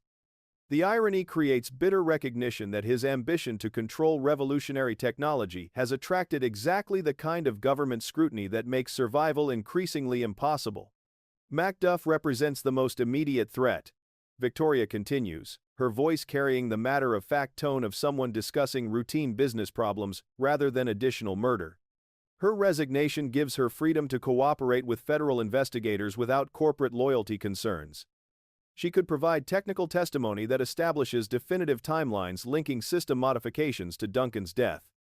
Macbeth's programmer instincts recognize the logical structure underlying Victoria's analysis, but the prospect of eliminating another colleague forces him to confront the reality that his criminal enterprise has evolved beyond strategic necessity into pathological compulsion. Each murder creates additional witnesses who require elimination, generating an exponential progression toward violence that threatens to consume everyone connected to Duncan dynamics. Where is Macduff now? Macbeth asks, his executive authority dissolving into the desperate calculation of someone whose survival depends on preventing testimony that could expose decades of imprisonment-worthy crimes. Her home in Cupertino. Linda responds while monitoring real-time surveillance feeds that track Macduff's movements through GPS devices hidden in her company vehicle. The security team reports normal evening routine. No indication that she's preparing to flee or contact law enforcement agencies tonight. The information provides Macbeth with tactical advantages that could enable elimination of the threat before Macduff can share dangerous knowledge with federal investigators, but the prospect of murdering another former colleague pushes his psychological deterioration toward complete breakdown. The weight of accumulated crimes presses against his consciousness like algorithmic overflow, threatening to crash the carefully maintained systems that preserve his functional executive identity. Outside the secure conference room's reinforced windows, Silicon Valley's eternal constellation of ambition continues burning through the California night. Indifferent to the human costs of revolutionary innovation and corporate warfare, the lights of competing technology companies create their familiar pattern across the Santa Clara Valley. Each glowing rectangle representing teams of programmers working toward breakthroughs that could reshape human civilization through pure technical excellence rather than criminal conspiracy. As dawn approaches over the mountains that ring Silicon Valley's digital empire, Macbeth realizes that his transformation from idealistic programmer to corporate predator has reached its logical conclusion: total isolation within a fortress of surveillance and violence that protects him from external threats, while destroying everything that once made his success worthwhile. The executive suite on Duncan Dynamics' 21st floor has become a monument to paranoid isolation, its once elegant decor now dominated by surveillance equipment, encrypted communication devices, and stacks of classified documents that chronicle the systematic destruction of everyone who threatens Macbeth's crumbling corporate empire. The panoramic windows that once showcased Silicon Valley's glittering promise now remain covered by electronic blinds, transforming the space into a bunker where natural light never penetrates the artificial atmosphere of constant digital vigilance.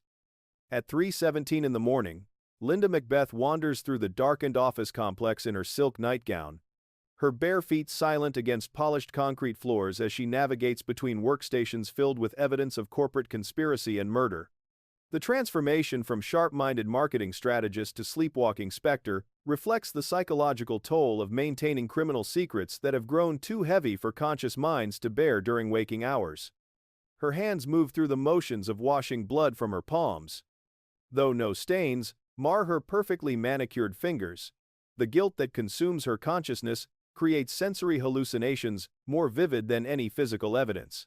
"Out, damned spot," she whispers to the empty corridors, her voice carrying through the building's advanced acoustic systems like a digital ghost haunting the monuments of Silicon Valley ambition. Macbeth discovers her in the 20th floor development laboratory where Duncan King and Benjamin Banquo met their deaths, her figure silhouetted against the phosphorescent glow of computer terminals that continue processing data through the sleepless hours when human ambition yields temporarily to exhausted unconsciousness. The sight of his wife's psychological disintegration forces him to confront the reality that their criminal enterprise has exacted costs, extending far beyond strategic necessity into realms of permanent psychological damage. "Linda, what are you doing here?" Macbeth asks, his voice carrying the gentle concern of someone whose own sanity hangs by increasingly fragile threads. She turns toward him with eyes that reflect the kind of profound disconnection from reality that accompanies complete moral breakdown. "I can still smell the ozone from the electrical discharge," she responds in a voice devoid of recognition or conscious awareness. "The scent of burned circuits and flesh, it permeates everything in this building, Malcolm. Every breath we take tastes of death and corruption." The observation forces Macbeth to confront sensory details that his conscious mind has suppressed in order to maintain functional executive identity. The development laboratory does carry persistent electrical odors that standard ventilation systems cannot completely eliminate, creating olfactory reminders of the violent acts that transformed him from programmer to corporate predator. "You need to return to bed," Macbeth suggests. Though his own sleeplessness has stretched into weeks of pharmaceutical-assisted wakefulness that maintains alertness while slowly poisoning his neurological systems. Linda's laugh contains no humor, only the hollow echo of someone whose capacity for emotional response has been permanently damaged by exposure to moral compromises that exceed human psychological tolerances. Sleep? When every dream replays the moment Duncan's body convulsed against 10,000 volts of electricity? When every nightmare shows Banquo's face illuminated by sparks from sabotaged equipment?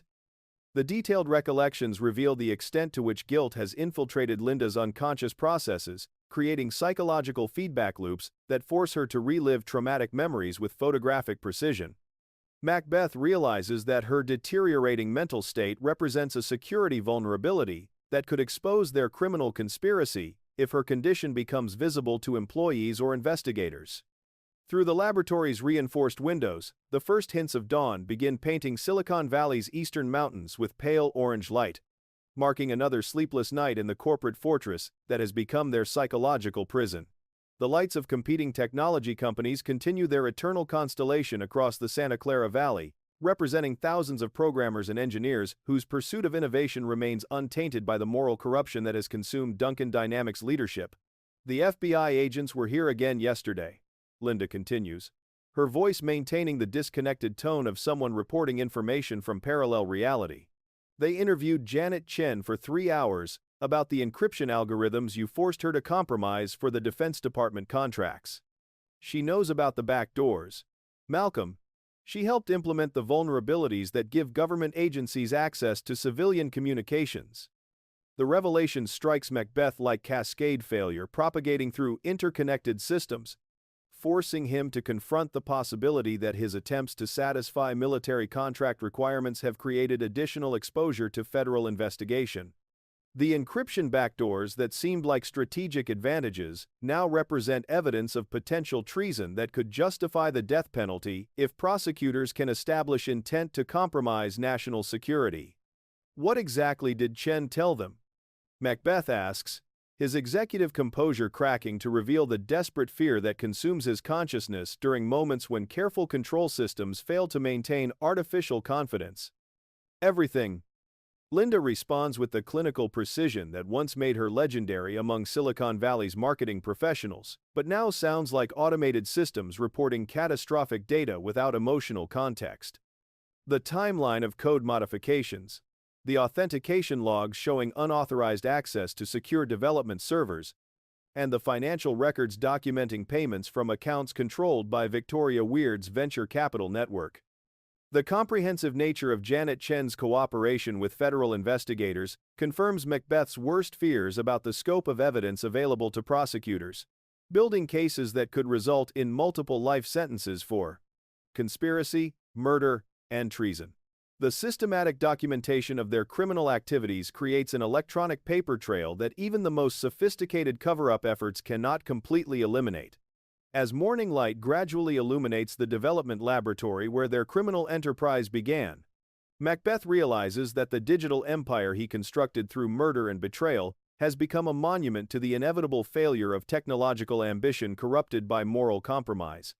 The computers that once represented unlimited potential for human advancement now serve as repositories of evidence documenting the systematic destruction of everyone who threatened his accumulation of power. The Santa Clara County Federal Building buzzes with the coordinated activity of multiple law enforcement agencies, whose joint task force has spent 6 months building an ironclad case against Duncan Dynamics' criminal leadership. In conference rooms lined with whiteboards displaying organizational charts and evidence timelines, FBI agents collaborate with defense intelligence analysts and Treasury Department investigators to prepare the comprehensive prosecution that could reshape Silicon Valley's approach to corporate governance and technology industry. Oversight. Sarah Macduff sits at a polished conference table surrounded by federal agents whose tape recorders capture every detail of testimony that could send Macbeth and his conspirators to federal prison for the remainder of their natural lives. Her software engineering expertise provides investigators with technical knowledge required to understand the sophisticated methods used to sabotage computer systems, while her insider access to Duncan Dynamics operations offers unique insight into the corporate culture that enabled systematic murder disguised as industrial accidents. The authentication logs clearly show unauthorized access to Project Avalon's source code during the 72 hours preceding Duncan King's death. Macduff explains as she guides investigators through printouts containing forensic evidence that establishes definitive connections between sabotage and murder. The modifications introduced buffer overflow vulnerabilities designed to trigger catastrophic failures when specific diagnostic routines attempted to analyze networking protocols. Special Agent Rebecca Patterson, the FBI's lead investigator on technology crime cases, studies the technical documentation with the systematic approach that has made her legendary among federal prosecutors who specialize in complex white-collar conspiracy cases. Her background in computer science provides the analytical foundation necessary to translate programming evidence into courtroom testimony that judges and juries can understand, despite the sophisticated nature of digital evidence. Miss Macduff, in your professional opinion, could these code modifications have been introduced accidentally by legitimate development activities? Patterson asks, her voice carrying the precise tone that transforms technical testimony into admissible legal evidence. Macduff's response reflects the confident authority of someone whose decades in software engineering have provided intimate familiarity with both legitimate programming practices and deliberate sabotage techniques. Absolutely not.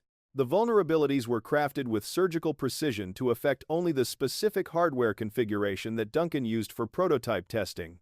Someone with administrative access systematically introduced instabilities that would remain dormant under normal operating conditions, but collapse catastrophically during comprehensive system diagnostics. The testimony confirms what federal investigators suspected since beginning their examination of Duncan Dynamics' suspicious pattern of executive deaths. Macbeth and his conspirators have used sophisticated technical knowledge to commit murders that initially appeared to be industrial accidents common in the rapidly evolving technology industry. The evidence creates a framework for prosecution that could establish legal precedents affecting how courts address technology-assisted homicide in future criminal cases. Meanwhile, 20 miles south in the besieged corporate headquarters of Duncan Dynamics, Macbeth monitors FBI surveillance through classified intelligence networks that his Defense Department contacts provide in exchange for continued access to revolutionary encryption algorithms. The federal task force's activities have escalated beyond routine investigation into full-scale preparation for coordinated arrests that could occur within hours of prosecutors finalizing their criminal complaints.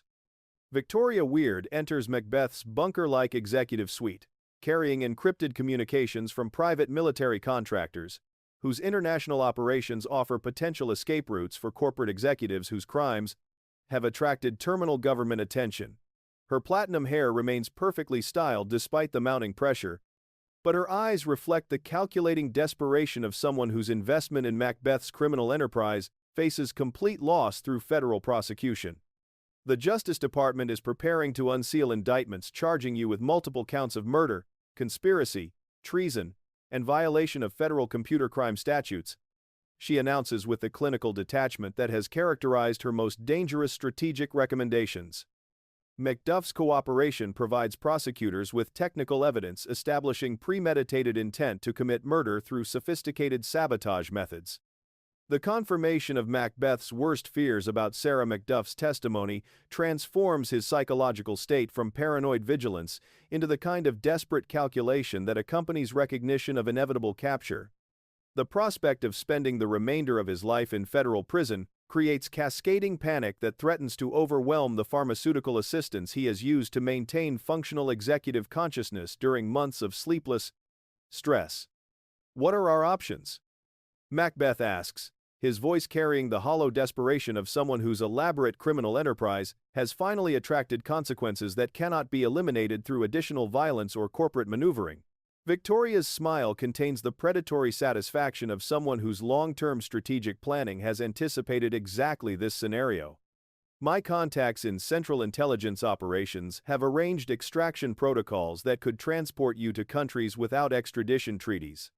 Private aircraft, false documentation, and offshore financial accounts that would enable comfortable exile while prosecutors struggle with international law complexities. The offer represents Macbeth's final opportunity to escape justice through the same kind of sophisticated corruption that facilitated his rise to power, but acceptance would require abandoning everything he has worked to achieve during his transformation from idealistic programmer to corporate predator. The irony creates bitter recognition that survival might demand sacrificing the technological empire that made his crimes worthwhile in the first place. Through the executive suite's electronic blinds, the sounds of Silicon Valley's morning commute filter upward from highways filled with engineers and programmers whose pursuit of revolutionary innovation continues despite the moral corruption that has infected one of the industry's most prestigious companies. The contrast between their honest technical work and his criminal conspiracy forces Macbeth to confront the reality that he has betrayed not just specific individuals but the entire culture of collaborative innovation that made Silicon Valley a beacon of human intellectual achievement. As federal agents coordinate their final preparations for arrests that could occur within hours, Macbeth realizes that his transformation from brilliant programmer to paranoid executive has reached its logical conclusion: complete isolation within a fortress of criminal conspiracy that protects him from immediate consequences while destroying everything that once made his success meaningful. Dawn breaks over Silicon Valley on December 15, 1984. As a coordinated convoy of federal law enforcement vehicles streams through the morning traffic toward Duncan Dynamics corporate headquarters, black sedans carrying FBI agents, Treasury Department investigators, and defense intelligence analysts navigate between commuter BMWs and Mercedes sedans, whose drivers remain unaware that they are witnessing the conclusion of the most sophisticated corporate conspiracy in American technology industry history. The 21-story glass tower that once symbolized Silicon Valley's unlimited potential for revolutionary innovation now stands as a monument to the moral corruption that can poison even the most brilliant technical achievements when ambition overwhelms ethical constraints. Federal agents establish perimeters around every building entrance, while electronic warfare specialists deploy signal jamming equipment designed to prevent destruction of digital evidence that could disappear through network connections. Within seconds of detection, Macbeth monitors the federal assault through surveillance systems that transform his executive suite into a digital command center. But the approaching law enforcement coordination demonstrates capabilities that exceed even his sophisticated counterintelligence preparations. The sight of armored vehicles positioning around Duncan Dynamics' corporate campus forces him to confront the reality that his criminal empire has attracted federal attention, extending far beyond routine white-collar prosecution into realms of national security enforcement. "They're jamming all external communications," Macbeth reports to Linda, whose psychological deterioration has progressed beyond functional awareness into complete dissociation from surrounding reality. She sits motionless in a leather chair, her expensive business attire contrasting sharply with the vacant expression of someone whose consciousness has retreated into internal spaces where guilt cannot reach with its relentless accusations. Victoria Weird's extraction team activates their emergency protocols as federal agents flood through Duncan Dynamics' lobby, but the coordinated law enforcement response demonstrates planning that anticipated every possible escape route. Helicopters circle overhead, while tactical units position at rooftop access points, creating an electronic and physical cage that eliminates any possibility of avoiding arrest through technological sophistication or corporate influence. The helicopter extraction is compromised, Victoria announces as she monitors encrypted communications from private military contractors whose international operations have been neutralized by federal coordination with Interpol and CIA overseas assets. Every airport within 200 miles has been placed under federal surveillance. Your window for voluntary exile has closed permanently. The confirmation of complete tactical encirclement forces Macbeth to confront the mathematical certainty of capture, prosecution, and imprisonment that represents the inevitable conclusion of his transformation from idealistic programmer to corporate predator. The algorithms that once enabled him to solve complex technical challenges now process the logical structure of his impending downfall with the same systematic precision that characterized his greatest professional achievements. Through the executive suite's reinforced doors, the sounds of federal agents systematically searching every floor of Duncan Dynamics headquarters create an acoustic countdown toward Macbeth's final confrontation, with consequences that no amount of technological sophistication can prevent or delay. The investigation that began with Sarah Macduff's resignation has evolved into comprehensive law enforcement coordination that treats Duncan Dynamics as a criminal enterprise whose activities threaten national security interests. Sarah Macduff herself accompanies the federal agents as they ascend toward the executive floors, her software engineering expertise providing technical guidance for evidence preservation, while her personal knowledge of Duncan Dynamics layout enables efficient navigation through corporate security systems that would otherwise delay the arrest process. Her presence transforms the federal raid from impersonal law enforcement activity into something resembling personal justice for the colleagues whose murders facilitated Macbeth's rise to power. Malcolm Macbeth. She calls through the executive suite's electronic intercom system, her voice carrying across 21 floors of corporate ambition that has been permanently corrupted by systematic violence. The building is surrounded. Your encryption systems have been penetrated. The financial records documenting payments to assassination contractors have been recovered from supposedly secure servers. Your options have been reduced to surrendering with dignity or being dragged from your bunker like any other cornered criminal. The ultimatum reverberates through Macbeth's consciousness with the force of systemic crash cascading through interconnected processes, forcing him to confront the reality that his elaborate technical defenses have proven inadequate against federal resources dedicated to dismantling his criminal conspiracy. The irony creates bitter recognition that the same government contracts he pursued for their strategic advantages have provided law enforcement agencies with access to surveillance capabilities that make corporate secrecy impossible to maintain. Duncan King and Benjamin Banquo were better men than you could ever aspire to become. Macduff continues, her testimony carrying the moral authority of someone whose courage enabled justice, despite enormous personal and professional risks. They believed in using technology to improve human life rather than accumulating power through murder and betrayal. Their deaths demand accountability that extends beyond simple imprisonment to restoration of ethical leadership in an industry that influences how our entire civilization interacts with information systems. Macbeth's response emerges from the pharmaceutical fog that has sustained his consciousness during months of sleepless paranoia, but his words carry the hollow echo of someone whose personality has been permanently damaged by moral compromises that exceed normal psychological tolerances. Duncan was weak. He mutters into the intercom microphone. Banquo was naive. The technology industry rewards vision and determination, not ethical posturing about imaginary moral obligations. You murdered your mentor and your best friend to steal control of innovations that you could never have developed through your own intellectual capabilities. Macduff responds with the clinical precision that has made her legendary among Silicon Valley's software engineering community. Project Avalon succeeded despite your leadership, not because of it. The algorithms that power our revolutionary user interface were created by collaborative teams whose trust you systematically betrayed for personal advancement. The technical accuracy of Macduff's assessment strikes Macbeth with algorithmic precision, forcing him to confront the reality that his greatest professional achievements resulted from coordinated efforts rather than individual brilliance. The recognition that his crimes have been committed in service of delusions about his own irreplaceable importance creates psychological feedback loops that threaten to crash the carefully maintained systems, preserving his functional consciousness.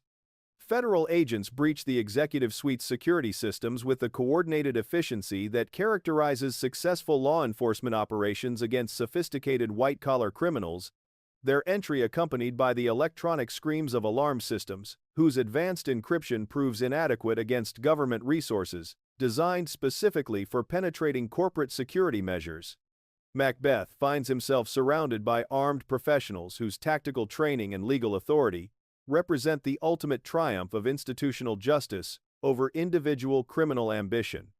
As handcuffs close around his wrists, Macbeth experiences a moment of perfect clarity that cuts through months of pharmaceutical haze and psychological denial to reveal the mathematical elegance of his downfall. Every decision that seemed strategically optimal at the time of implementation has contributed to cascading system failures that make his current predicament not just inevitable but somehow aesthetically appropriate given the logical structure underlying his criminal enterprise.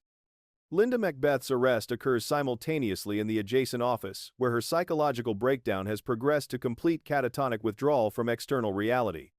Federal agents handle her with the professional courtesy appropriate for someone whose mental condition clearly requires psychiatric evaluation rather than traditional criminal processing, but her involvement in multiple murders ensures that medical treatment will occur within secure facilities operated by the federal prison system. Victoria Weird's capture takes place in the building's underground parking garage, where her attempted escape through service tunnels demonstrates the same strategic planning that characterized her manipulation of Macbeth's rise to power.